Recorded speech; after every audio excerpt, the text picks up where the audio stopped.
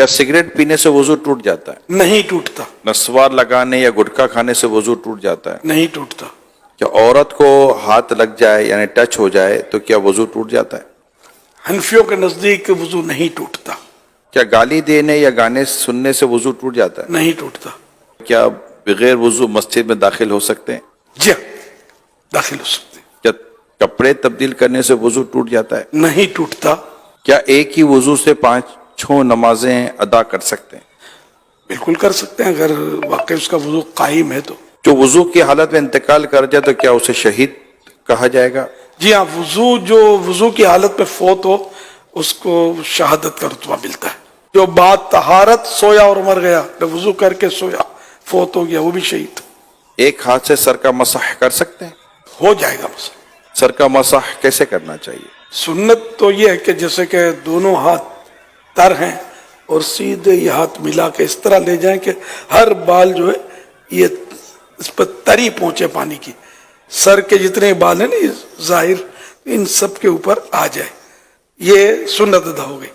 اور چوتھائی سر کا مسا جو ہے یہ فرض ہے۔ گوشت کھانے کے بعد کیا دوبارہ وضو کرنا چاہیے؟ گوشت کھانے سے وضو نہیں ٹوٹتا، اونٹ کا گوشت کھایا تو مستحب ہے کہ وضو کر لے، وضو ٹوٹتا نہیں اس سے بھی۔ وضو کے دوران منہ، ہاتھ یا پاؤں ایک بار دھویا تو کیا وضو ہو جائے گا؟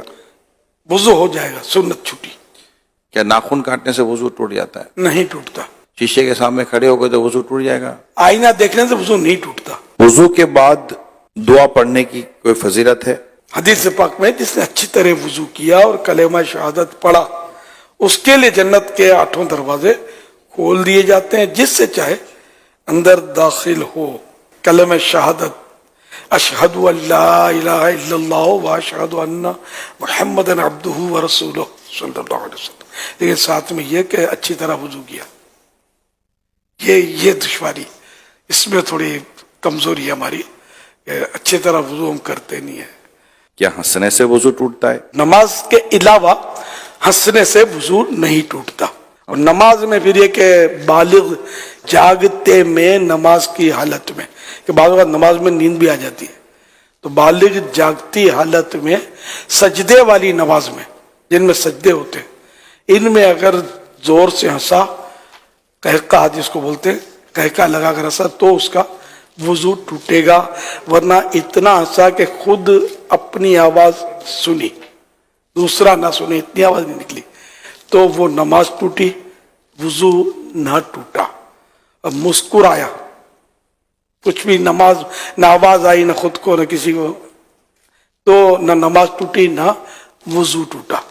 بھئی جتنے سوالات ہوئے جس میں آپ نے فرمایا وضو نہیں ٹوٹتا، لیکن اب اگر کچھ ایسے معاملات ہیں جیسے قہقہ لگانا یا گالی بکی کسی نے، یا جو ہے وہ عورت کو ہاتھ ٹچ ہو گیا، تو وضو اس کے بعد کر لینا یہ مستحب بھی ہے یا نہیں ہے؟ گالی دینا، غیبت کی، قہقہ لگانا، جھوٹ بولا تو یہ مستحب ہو جائے گا کہ وضو کر لے، اور توبہ تو ویسے ہی فرض ہے۔